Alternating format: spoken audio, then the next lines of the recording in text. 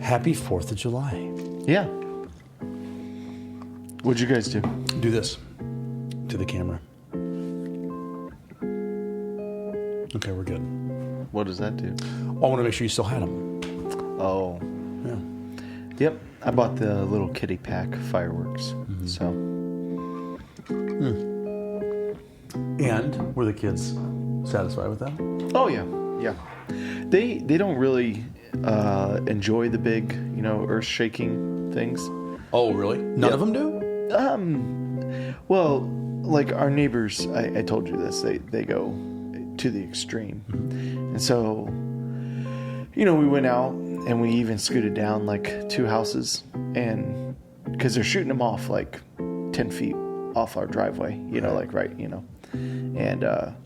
and so we even scooted down 2 houses, and still we had like ash raining down on us and parts, coming down, and and it's loud and it's big, but like when it's over you and like stuff is falling onto you, it kind of takes some of the fun out of it.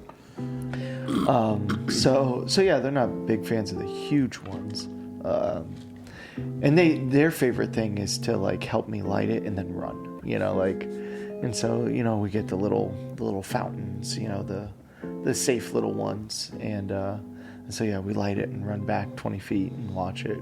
They like that part. So yeah, so I got all my digits. Although I mean, like, it's sad. You look at, I follow Omaha Scanner. Yeah. Yeah, and you look at that Twitter feed and it's just like firework accident. I mean, like, it's so dangerous. Yeah. I think people are underestimating this is how China plans to get us. They're going to just sell us our own destructive tools. They're giving us these, like, not great. Why is it always fireworks. China with you? Because China's trying to get us, and China makes the fireworks. That's where all the fireworks come from. That's where all of everything comes from. Yeah. That hat? Where was that hat made? Our Just out musician? of curiosity. Our musician is from China. Is that it? You have China sympathies? Where was your hat made? That T-shirt?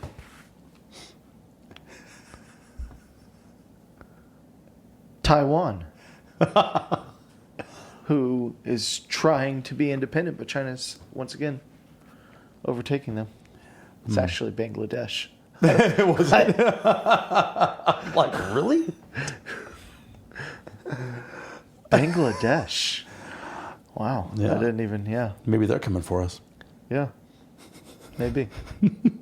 How was your 4th? Yeah, it was fine. It was fine. We still have, I don't know, there are various numbers of extra children at our house somewhere.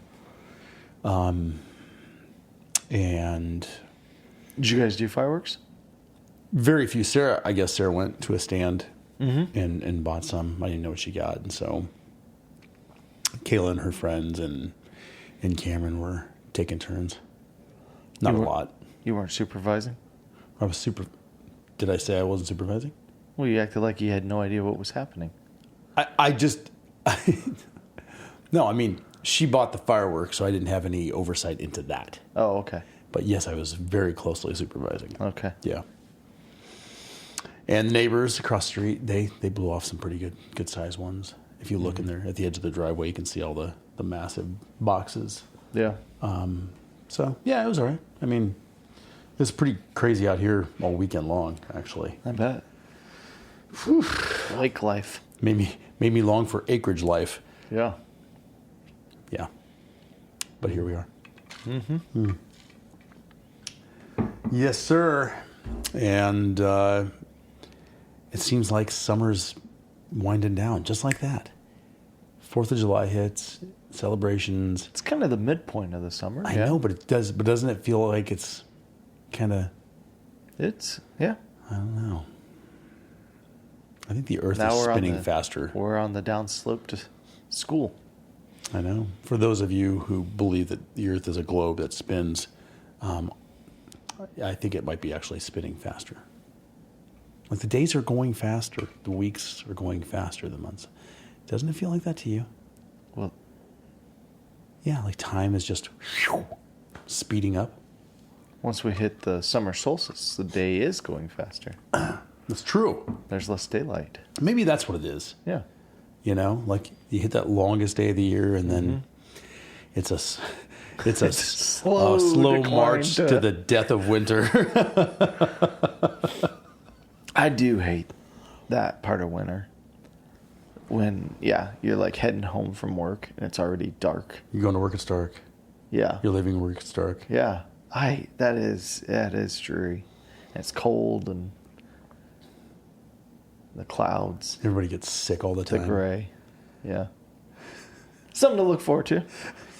we're on the slow decline to that. Yeah. But I do love July 4th. I think it's a fun holiday.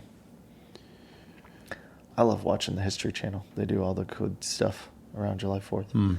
I watched like 3 different documentaries on the presidents. Yeah. Fascinating stuff. Which one was your favorite? Ulysses S. Grant has always been my favorite president. It's a great story. He's a phenomenal story. Enlighten me. West Point grad, but not a very great student. Serves in the Mexican-American War, but doesn't not. I mean, there were some highlights, but nothing big. And he ends up clerking in Illinois, just a clerk. And then the Civil War breaks out, and they need all the help they can get. So he's tasked with training troops, and then he kind of gets a command, and they put him out west where the fighting is somewhat less important, and all of a sudden, like, all the guys in the Eastern Theater are cautious and, methodical, and, the lines and Ulysses S. Grant, by all accounts, is probably an alcoholic, and he's like, let's take the hill, and all of a sudden they have these just great battles out west, and he wins all these battles. He takes Vicksburg, which is huge, and all this kind of stuff, and works his way into the presidency afterwards. It's just kind of a great, kind of the American story. Average guy Yeah. does extraordinary things. Yeah. And didn't show a lot of promise, but I think it's kind of the same with sports. You know how there are those guys that just don't practice well, but you put them in a game and just something comes in. I mean, that's kind of what they said, in West Point and some of the more routine things of Army life. He just wasn't. But then he ends up being a fantastic general, and probably his greatest strength was pulling the people around him. Like when he gave Sherman command, and Sherman Sherman ended the war under his leadership, to go and burn the South and just break their will.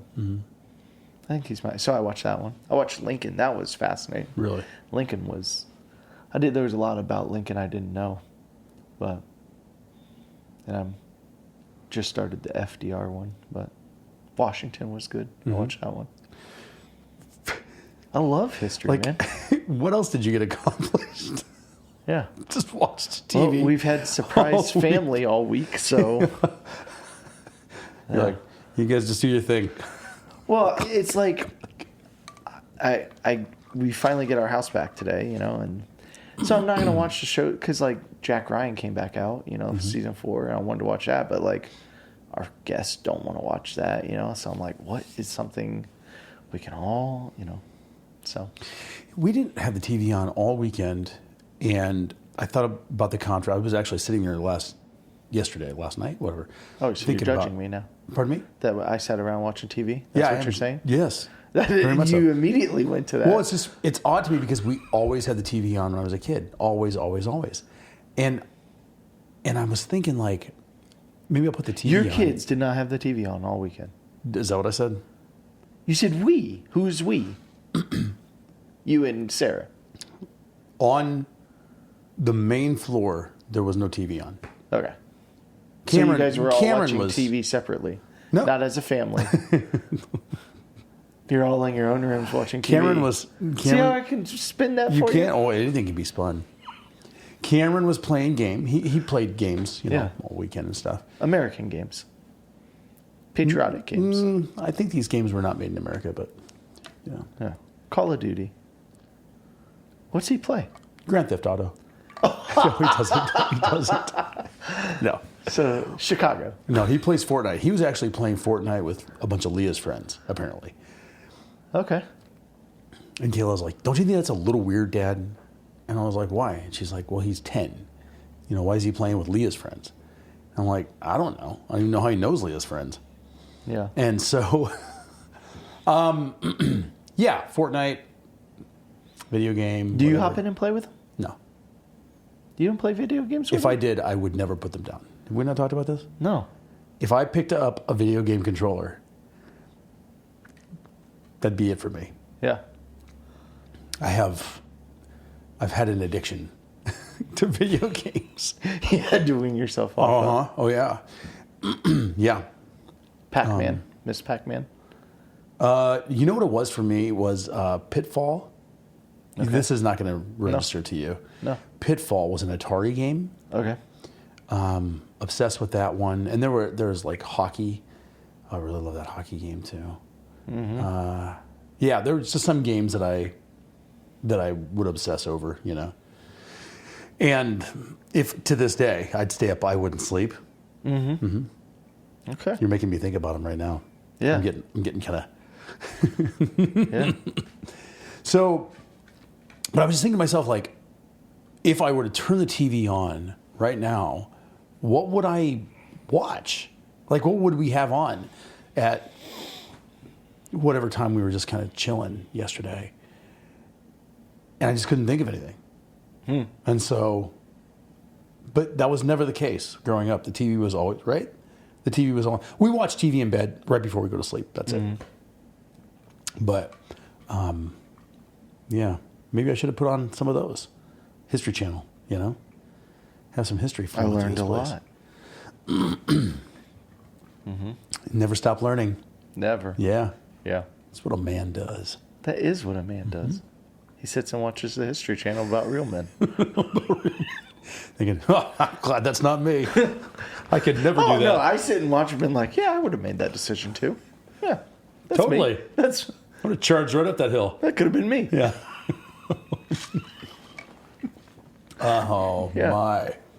Manhood. New series. New series. Yeah. Yeah. I hope people hop into it's only I think 8 chapters. I hope they go and read it because yeah, we're not going to get into everything. Can't. Right. Well, you could. But I mean, some of the songs that they sing back and forth as we kick off Song of Songs, and you got Solomon and the Shulamite woman. We don't even know her name. And multiple people came out and they were like, "Didn't Solomon have like hundreds of wives?" You're like, yeah, yeah. And he loved them all. every dearly. single one of them. But I mean, like at times he would have, I guess, a favorite, you know, Sure. or a queen bee of all the queens, you know. Just like we each of us have, our favorite kids, and that changes. Right? Speaking of which is your favorite kid right now? Oh, okay, wait. Don't say it. We'll count down from 3, and you and I'll say it at the same time. Ready? Well, I got to think about it. You got to think about it? Yeah. Or are you just trying to think about how to be diplomatic about it? Like Beckett has always been my little buddy, but Beckett is on like a tear right now. Right. And so I think I have to reconsider. You got to reevaluate. The last 2 weeks have been a chore. Yeah. He is pushing some buttons. So You know what that means? what? It's time to have another one. Oh, is that what that means? Yeah. Oh. Yeah, when the youngest I starts... think he's stepping into manhood and Simba's coming after Mufasa. Was that right? I think that's what it is. Mine's more like I got a bunch of scars running around. It feels like that right now. I'm like, boy, you tried to sabotage me? This is my house. So you're right. I mean, there are so many pieces to the scripture that you just can't really get into. Yeah. And one of the things that's special about our church is that we have a lot of kids involved in worship, even though we've got kids' church during the sermons. Yeah. There's still a lot of kids that just actually prefer to be in the main room there for the sermon. So that's a delicate. You're walking several delicate lines, I think. Yeah, we have to keep that in mind. And when we get into a couple of these coming up, we're gonna invite kids to head out. Like when we do the sex and intimacy week, Right. That's gonna be a hey. It's like, Cameron, I'm looking at you. Yeah. Leave. Yes. Because we're gonna have some, and that's the thing. So like week one, because there's so much of manhood that does involve parenting, intimacy, and relationship. Like, but like we're getting to that. Like, hold on, like, and even singleness. So this week is simply focused on married men, like married men, and then next week married women. Following week is marriage in general. How does marriage? How does the relationship supposed to work? Because that's the other piece of it. Is like, well, okay, but what if she doesn't do this, or what if he's doing this? Like that's week 3. Like, how do we? Okay, this is what the man is supposed to do. This is what the woman is supposed to do. Now let's talk about the relationship itself, and then sex is a huge part of that relationship. And I mean, as a church, like I can promise you this. Y'all are going to be more uncomfortable than I am talking about it, like hearing it, because, but we have to address this stuff. It's a huge part of what I would say for married couples. It can be one of those things that either blesses the marriage or it really hurts the marriage. And, there's not a lot of people that are willing to come in and talk to their pastor about their sex life and their marriage.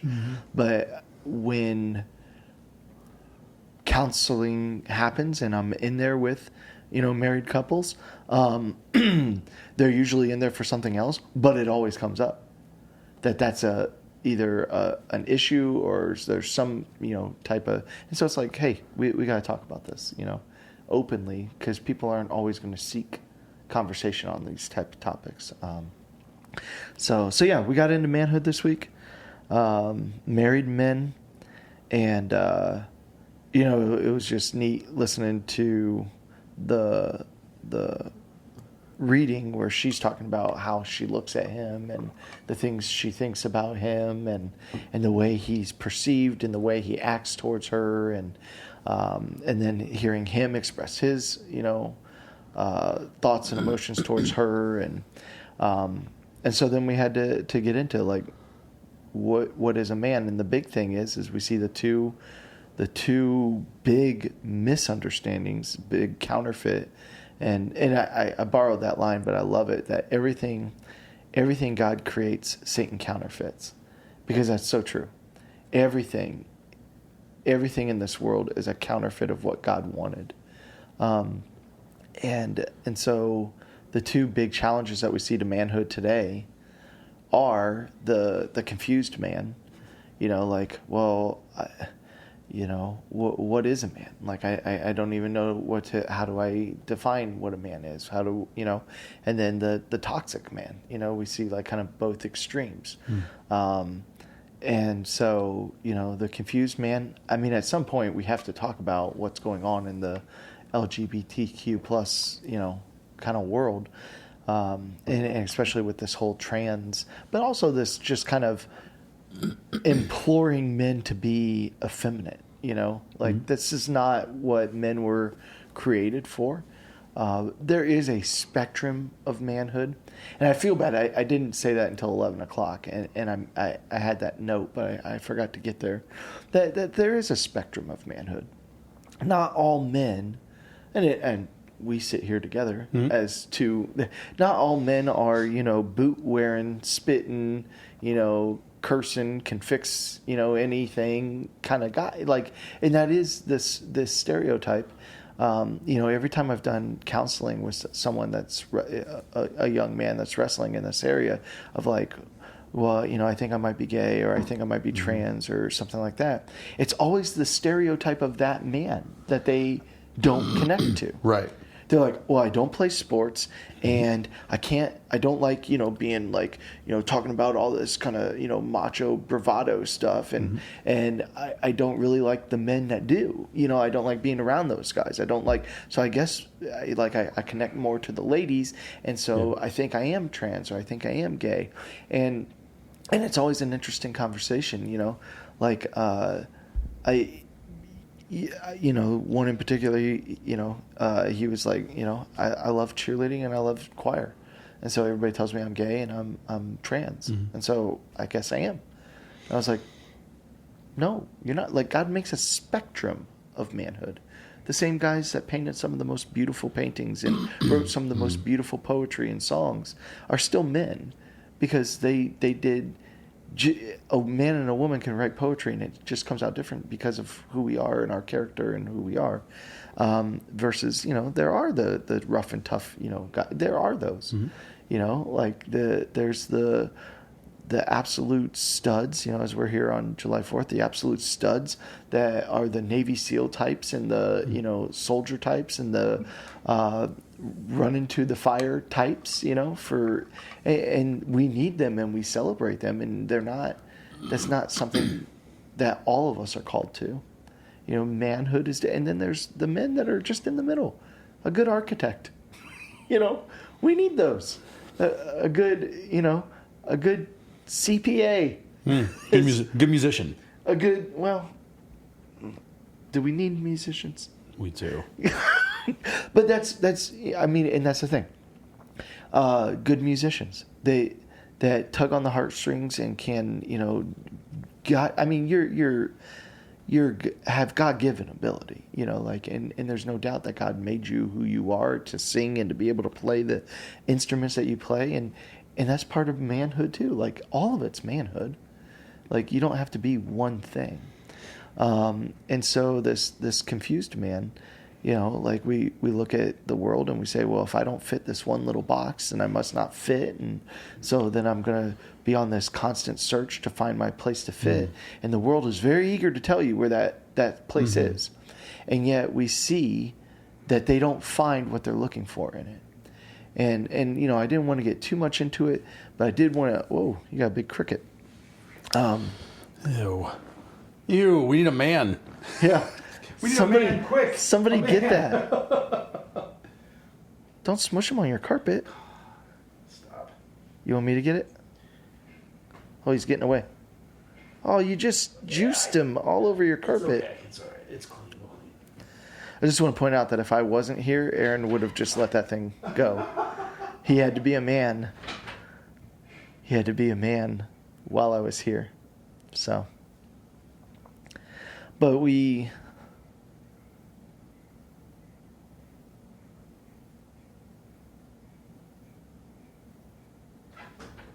Okay, what'd you say about me while I was gone? All I said was, if I wasn't here, you wouldn't have done that. You would have just let it go. I would have let it go. No. You would have been too afraid. I would have shrieked. A bug! Sarah! Yeah, I know. Cameron!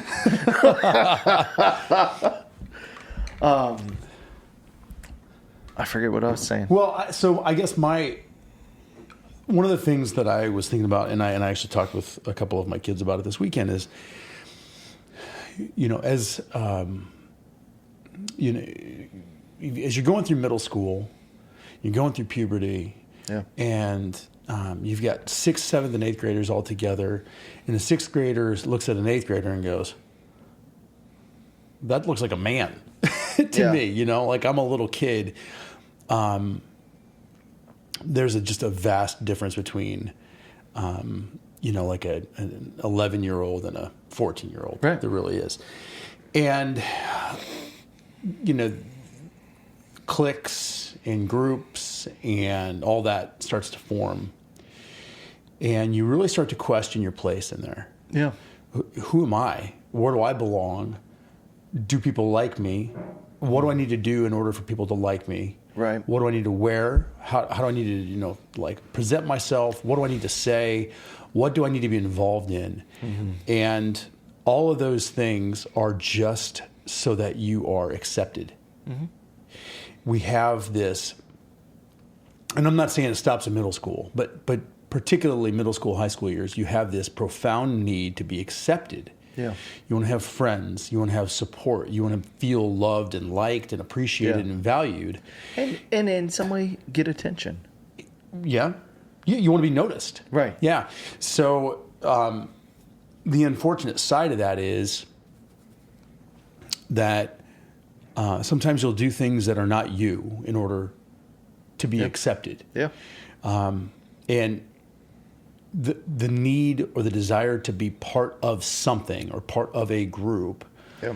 Even the kids To find your niche. Yeah, and I it's funny to me because even the kids that are that want to be known as sort of the outsiders, like the nonconformists. Yeah. Well, what color do they wear? Yeah.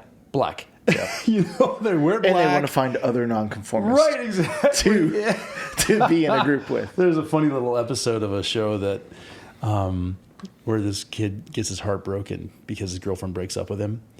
And so he's all emo now. Mm-hmm. And so in order to be, he falls in with the emo kids. Mm-hmm. And so they all say the same things and they look the same way. They listen to the same music. Yeah. One of his other buddies comes up, he's like, what are you doing? You look like everybody else now. Yeah. But that's just the reality of it. It is.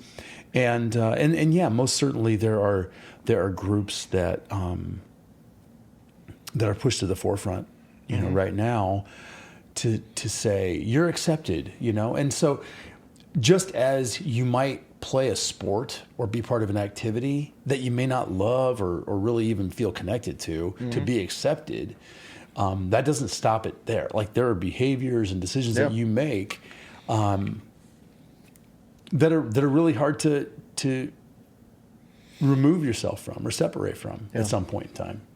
Well, and that's not to say, I mean, everything we just said is true. There are truly, and I mentioned this in the sermon, there are truly people that have a biological confusion at birth of where they fit, and it's somewhere around like 1% of babies, are born with some type of biological confusion. Mm-hmm. And then because of another common thing, because of trauma or neglect or abuse, we see gender confusion stem out of that sometimes.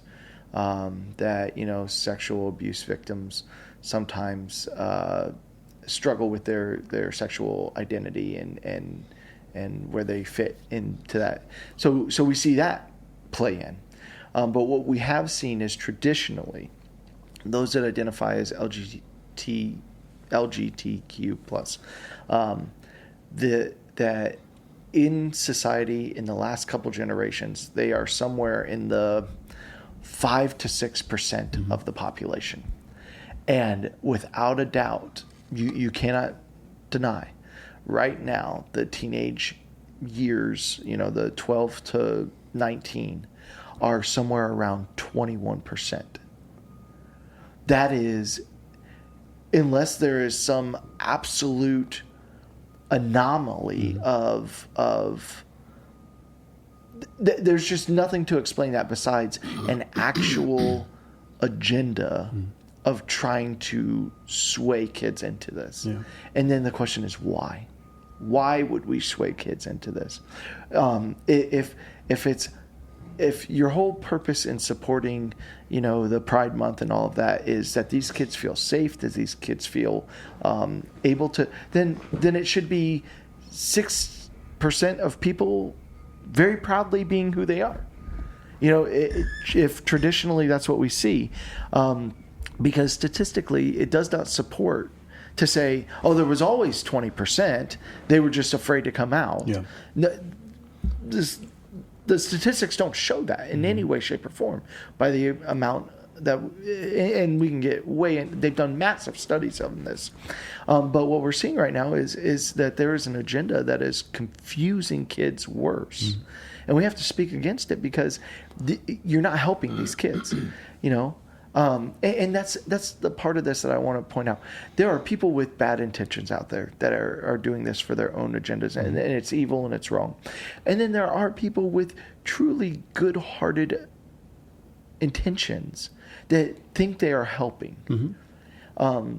And what the Dutch study and the Swedish study and have come to show is, the suicide rates and the self-harm and the polling data of these individuals, of their own mental health and their own satisfaction in life, shows that the more that they dive into chemical castration. I mean, that's the same stuff that they gave pedophiles back 20, 30 years ago to chemically castrate them. We're giving that to kids. Nobody's telling them, hey, one day you're going to want to have kids and you can't.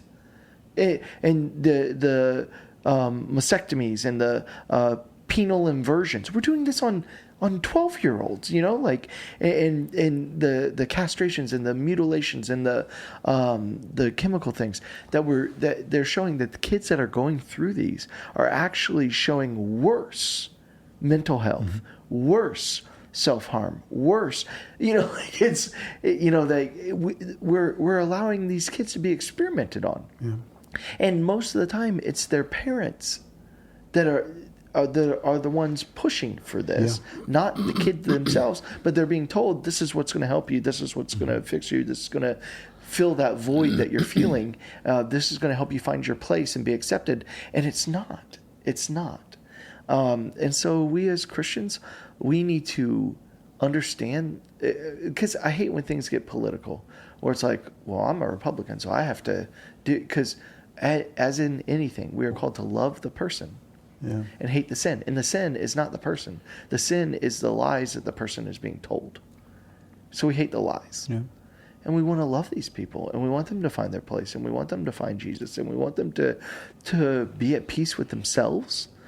And so by no means am I saying the answer to every single trans kid or the answer to every single LGBTQ plus kid, gender confused kid, is to just get over it and be yourself, no, and find Jesus. But I do think the answer is found in Jesus. And I do think for a lot of them, the answer is found in truly defining to them what a man is and what a woman is, and not letting them believe the stereotypes or the models that they see around them. Because that's what they look at Instagram and they go, so that's a man and that's a woman. That's what I see. And it's like, no, that, manhood is a variety of things. And the more we can preach that and the more we can help them understand that, I think it opens more doors for kids to find hope and peace that they're searching for. Yeah, I think that it certainly starts in the home. And, I've said to my kids on repeat, particularly when, they're in trouble with something, I say, it's my number one job to keep you safe, to provide you a safe environment and to protect you sometimes, from yourself. Yeah. And so those things start in the home. The fatherlessness in the American home is really declined, or fatherlessness has inclined, is increased rather, and that has an impact. Yeah, it has a massive impact, as does an absent father. Yep. Workaholic father. Yeah. An alcoholic father. Yep. A father who's addicted to gambling or pornography or any of those things that's going to take their attentions and time away from their family, from their spouse. I say this to Sarah often because she and I are very, very different people. Mm-hmm. I mean, we are wired very, very differently. And so one of the things I say to her is that, when one of us is coming or going, that we always need to go right to each other and hug, kiss, say, I love you, missed you, or can't wait to see you again, so that our kids see that. Yep. Because while we might feel that way internally, it's important to show it so that our kids are like, oh, wow, they really love each other. And because they love each other, they feel safer. And this is how we model, and this is what I should be looking for. Yeah. So, we were having a conversation, was it yesterday? Yeah, Logan Logan was here. We were just doing 4th of July family stuff. And we were just talking about, I can't even remember what the topical issue was. But, it was kind of like I was going off, and talking about it. And I look at Logan, I'm like, see, just like I was the perfect dad to you. Just like you grew up in the perfect house. Yeah. Because he didn't, he had 2 homes. Yeah. He had 2 realities. He was here some of the time. He was with mom most of the time. And so no, he didn't grow up in that perfect, in that perfect home with perfect parents. But still goes that anything that I can do to help my kids feel safe, provide a stable, loving environment is going to impact everything that they go through, and they're going to go through all kinds of stuff. And that's not the end all be all for raising a perfect kid, but it's got to start there. Yeah. You said that that men are called to love their wives like Christ loves the church, and you made the comment of, what did Christ do for the church? Well, he allowed himself to be murdered effectively, and carry the weight of all their sins. And the one thing I would add to that is that he loved the church in a way that he knew it would never be reciprocated. He would never be loved back the same way. Right. And I found myself... Didn't stop him. It didn't stop him. Yeah, I found myself over the years playing this game of, well, I'm only going to love you to get the return, Yep. And that's been a really, really hard thing to overcome. We're going to get into that so much in the marriage week. Oh, really? Yeah. Right. The reciprocation. Yeah. And the transactional marriage. Yeah. I'll do this if you do this, but I won't do this if you don't do this. Yeah, and if I find that you're not doing this, then I'm pulling back. We all do it. We all go through. We play these games of maybe this self-preservation or protection. But there's nothing I think that I could do more to really point my kids to Jesus or be a reflection of than help them understand that their mother. And including them, I'm going to love you no matter what. No matter, like Leah, come on, Leah's a cat. Leah is a cat through and through. She's not going to show any love or affection. She's going to side eye you, and But I want her to know that I love her no matter no matter how she treats me. You know what I mean?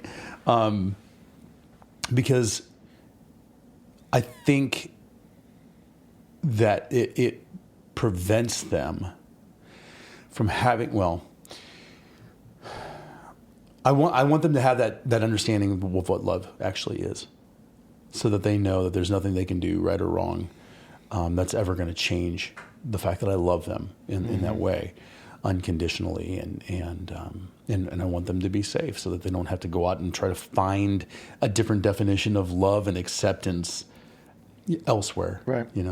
Well, and there are studies out there, and these studies aren't as scientifically backed, maybe because of what they found, but that fatherless homes, the amount of issues that you see, the amount of prisoners that grew up in fatherless homes, the amount of it goes down the line, that a strong father in the home and a strong father in the faith is vital to the family's flourishing. That good, godly men allow the family to flourish.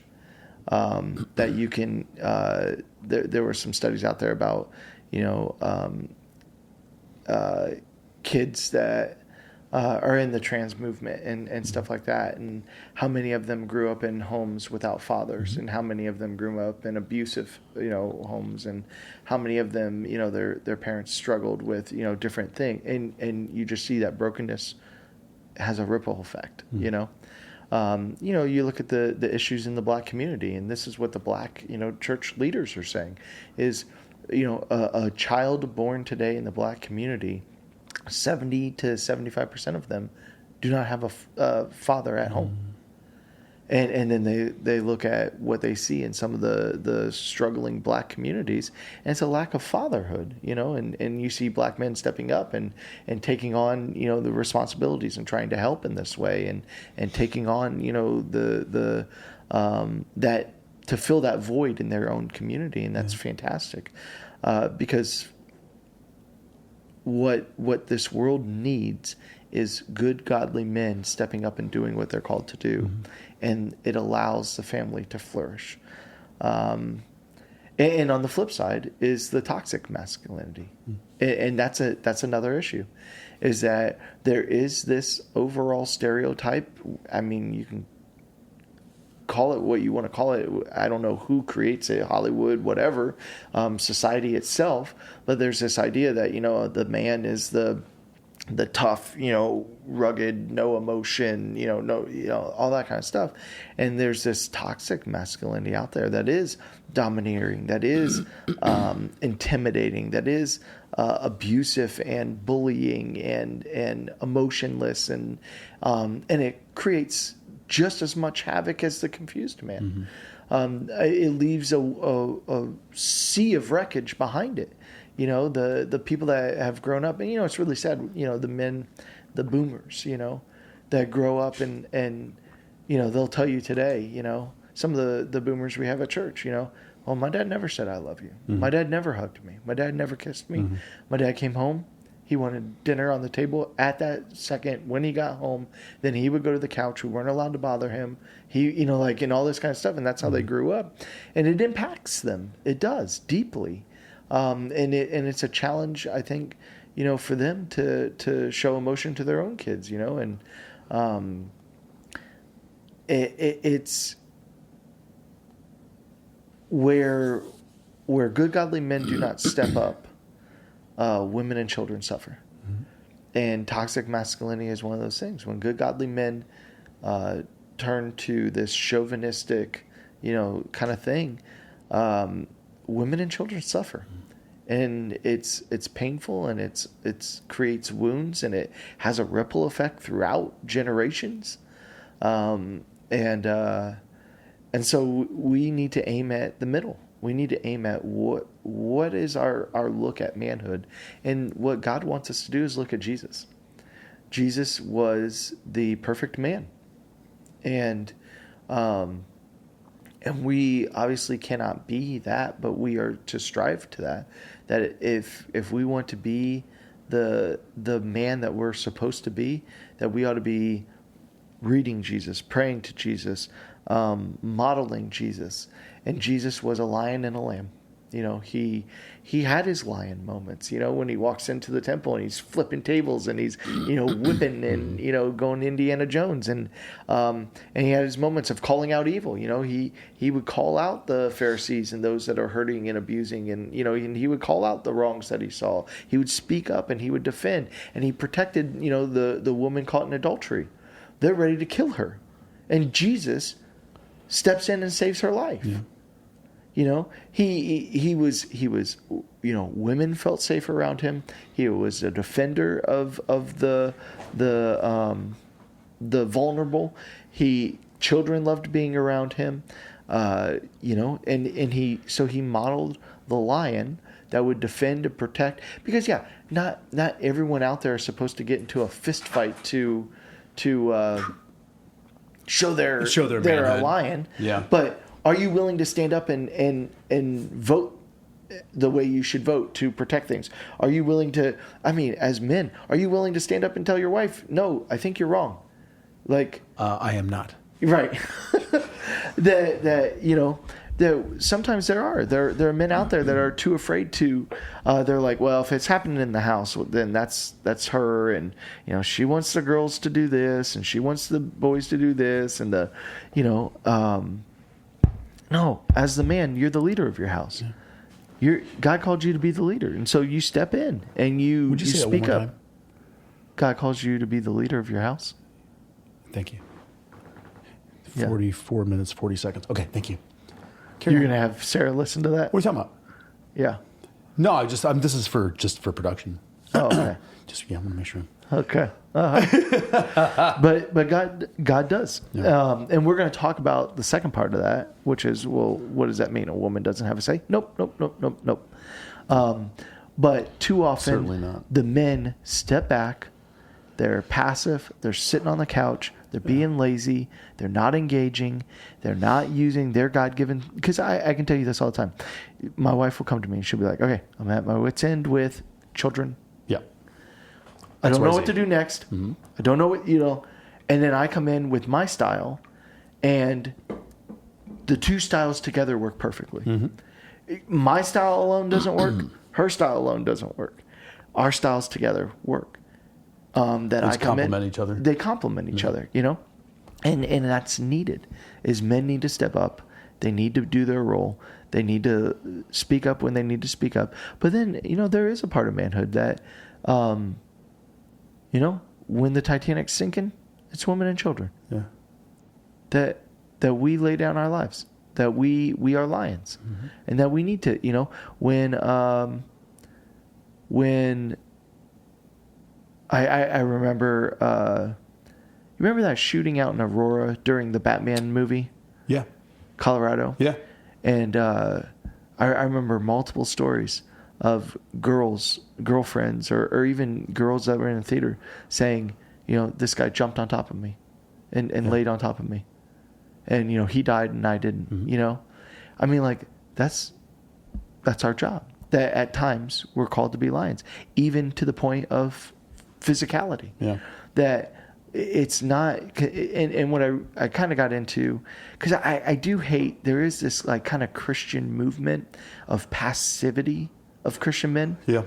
Of sissification of Christian men, where it's like there's something virtuous about, like, well, I would never, I wouldn't confront, I wouldn't do this, I wouldn't, and it's like, no, like you're out at the store and you see some guy screaming at somebody or yelling, that you step in. Yeah. You call, like, no, in no way are Christian men called to be violent, but we should not be afraid to be violent when necessary to protect. That we should be capable. I think it's a Jordan Peterson quote. Yeah. That we should be capable of violence when we need to be. Yeah. That if we're not capable of violence, we are not men. Because we need that. That's how God made us, is to defend against evil. Yeah. And if we're not going to step up, because evil never stops itself. That's been true throughout history. Evil never stops itself. Good men have to stand up to fight evil. Capable, strong Right. men. Yeah, Men and I mean, capable like, of being very destructive, yet can keep that at bay and be loving and kind and nurturing and sensitive Right. until it's time to not be that way. And I think, like, I've never taken martial arts, but I believe that that's the point of martial arts, being capable of doing protection, violence, but also the self-control to know when it's appropriate and to hold back. And I think that's manhood, is that balance of I'm capable of stepping in and being a lion, but until I need to be, I'm a lamb. I'm tender. I'm nurturing. I show that side of myself too. My kids do know that I love them. I do kiss my kids. I do snuggle with my kids. I do sit and talk to my girls about, what would be considered girly thing. But hey, I don't want the world telling you these things. I want to tell you these things. I want to speak into this. Like we're called to be nurturing. We're called to be tender. Men have a role in that. But then, we got to be able to step up and be the lion when we need to be the lion. It reminds me of a comedian's bit where Ray Rice. Yeah. So Ray Rice in the elevator. Yeah, punches his girlfriend. Yeah, he knocked her out cold, and the bit was, well, he did football, but when he wasn't supposed to be doing football. Does that make sense? Self-control. He was being ultra violent. Right. At a time where he was supposed to be a loving, nurturing, sensitive person. And I think that's hard. Is there are guys that battle that, that, intimidate their wives when they're angry, and maybe even hit them and bully them, or scream, or domineer their kids, scream at their kids, hurt their kids. And they don't know how, they don't have that proper self-control of when do I show that and when do I not. We as men, I do think, the Bible talks about iron sharpens iron. I do think we need to be in some type of group. We need to be in some type of accountability with other men that we can walk through this together, and we can say, hey man, I'm really struggling. Like when my kids, and I've talked about this in sermons, that I'm a volcano. That's my anger. Like it builds, and I let it go. And then someone spills a milk. And I'm like, that's it, and everybody's like, what? It was an accident. Yeah. And it's like, well, no, it wasn't just that. It was that you also did this, and you also did this, and you also did this, but I didn't say anything to all those things, and you just let it simmer. Right. I just let it simmer. Yeah. And if I had just spoken at each one, I probably wouldn't have volcanoed. And so we as men, we need to work on appropriate, showing of the lion, and then on the same side, we, appropriate showing of the lamb. We need to find our way to be vulnerable, our way to be tender. And I think one of the biggest things men struggle with, and I probably didn't say this in the sermon, I don't remember. I think the most powerful way of showing you're a lamb is 3 words. I am sorry. Mm-hmm. Oh. That is one of the most perfect ways to show that you're a lamb, is to go to your wife and say, I'm sorry. To go to your kids and say, I am sorry. Yeah, I was wrong. Hey, I messed up. Dad's sorry. Will you forgive me? Will you forgive me? Yeah. And I think that's one of the easiest ways for men to show that lamb side. Yeah. And show that softer vulnerability. But yeah. Manhood. It's good, man. I enjoyed it. Something I'm assuming something that you, like a connecting point that you made, got one of my kids thinking about it, because they're like, I have to ask him about this, or I want to talk to him. Yeah. And so, like even, for husbands and fathers, it was a very pointed message, but I think also just for some of the youth, it gets them thinking about, what their role is and what they're called to be. And it carries on into the Sunday about women. Yeah. Yeah. I can't wait to watch you preach about this, dude. Well, I did get that one comment. Someone asked, like, are you going to have a woman, like, talk a little bit? Or I said, no.